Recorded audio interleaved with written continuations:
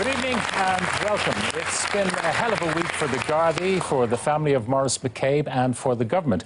We'll be taking a look at all of that in a little while. And later on, the extraordinary story of Nick Yaros, who spent 21 years on death row for a crime he didn't commit. But first, you may have seen pickets outside your local Tesco store today. What is that all about? Well, fresh from the picket line, some Tesco workers are here with us. And Mary, we'll start with you. You're on strike. Yes. And you are one of the people affected by the issue which has caused the strike. I am indeed, yes. What is your situation? How long have you worked for Tesco? Right. Well, I've worked with Tesco serving customers for the past 20 years. I enjoyed my job very much. And everything was going okay up until last January, when we were called into the office and told that our contracts by the 18th of April were going to be changed to a new modern contract. Now, the modern contract is because they say the shopping patterns have changed. There's online shopping, there's weekend shopping, there's late night shopping. So some of the old contracts are not fit for purpose. That's what they're saying, yes. They're saying that they need us to be more flexible, and that as well as that, going on to the modern contract will mean a great reduction in our rates of pay as well. Now, we find it hard to believe at this stage there's only 2 of us pre-96ers left in my store. We just find it hard to understand how 2 people can affect the whole business needs of a shop when there's 135 others flexible. Right. If they make your terms and conditions flexible, what does it mean to you? Well, as I say, if they put us onto the modern contract, it means I will have a loss of about €100 a week in my income. I will also have to be more flexible, which would be 5/6 or even possibly 5/7. Now, in the last 17 years, I've been doing nights, so that means I could be working nights, 10 nights in a stretch without having a day off, and I would quite possibly lose my 2 nights off together, which I always had at the weekends. Now, you have the support of a lot of your colleagues. I mean, there are only, what, 280 people who are affected by this out of a total staff, Tesco say, of 14,500. Yes. Why do you think they're pushing this, Brendan? Now, Brendan O'Hanlon is divisional organiser for Dublin North with Mandate. Why are they pushing it? Well, you would seriously ask that question. Why are they pushing it? Why would a company invite a dispute which has potential to take on a national perspective now over the next number of days and weeks as we continue to ballot more stores? But I think what's very important about this, and there's approximately 250 workers affected out of a staffing of 14,000 spread across 147 stores.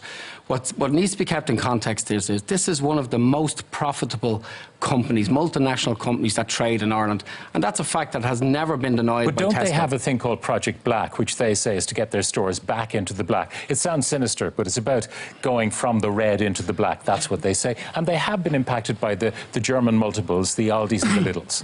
They have been, but if their explanation for Project Black is to get back into the black, they've never denied they produce massive profits year on year on year.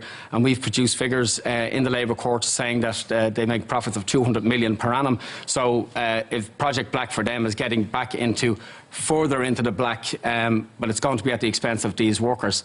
That's essential. And I think... OK, but you mentioned the Labour Court and the WRC. They came up with a set of recommendations. It went to the Labour Court and they backed the WRC in their set of recommendations. The company said, yeah, we'll accept that. And you guys said no. Yeah, well, they didn't exactly accept that. The Labour Court recommended that the parties engage in an 8-week-long local process to see if we could resolve the issue locally. We asked the Labour Court to clarify a number of points, and unfortunately, for some reason that Tesco have yet to explain on the airwaves, Tesco decided that they would block that clarification coming from the Labour Court. So the Labour Court were prevented from issuing the clarification because the company didn't seek it. We don't know why. That possibly would have assisted us in avoiding this dispute. What sort of clarifications did you need? Because the offer that was made through the WRC initially and then the Labour Court seemed to guarantee that people wouldn't lose money. But if they did, they would be given double the amount that they lost. If they chose redundancy because it didn't suit them for social reasons or whatever, the average redundancy payment would be something like €105,000. That's what they say.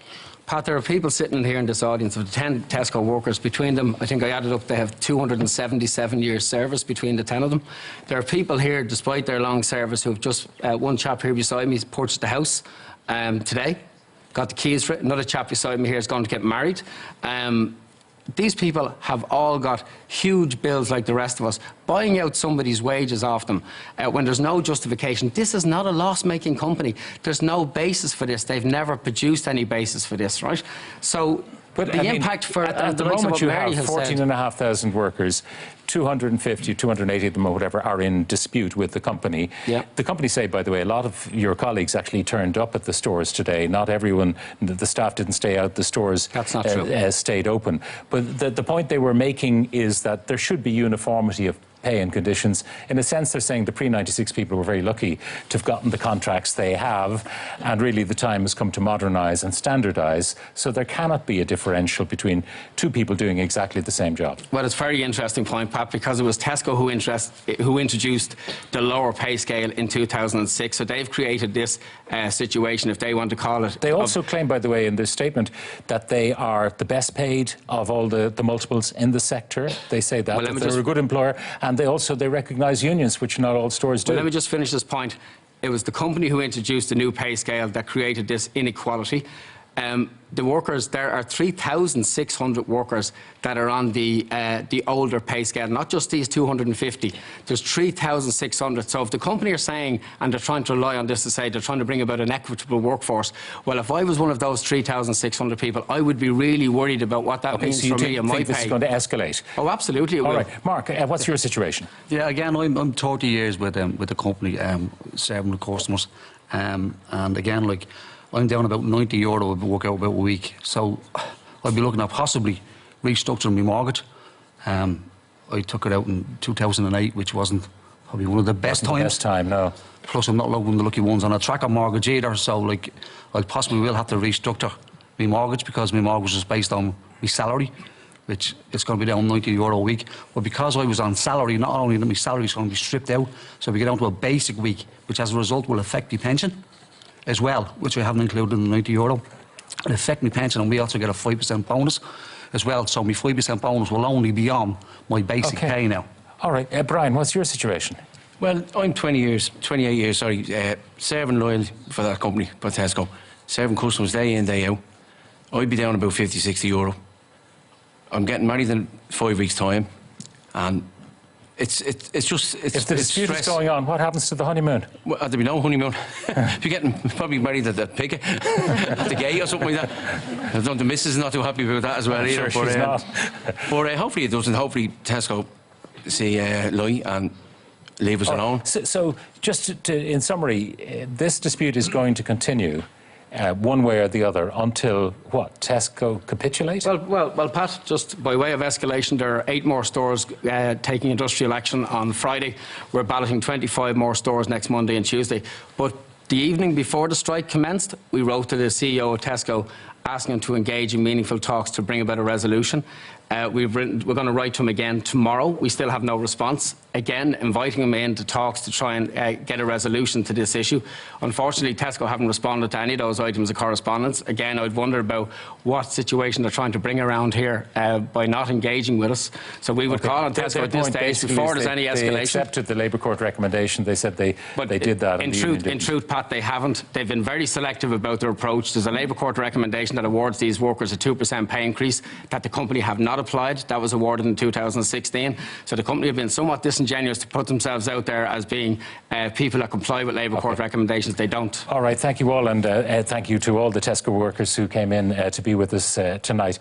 We have a statement from Tesco. They say lots of things, but among the things that they mention, they say it's regrettable that they find themselves with an unjustified strike, their word. They claim to be the best employer in the sector with the best rates of pay and a guarantee of a minimum number of hours every week. They say the union's rationale for strike is unjustified and undermines the Labour Court, and we're going to watch that dispute and see how it evolves over the coming weeks.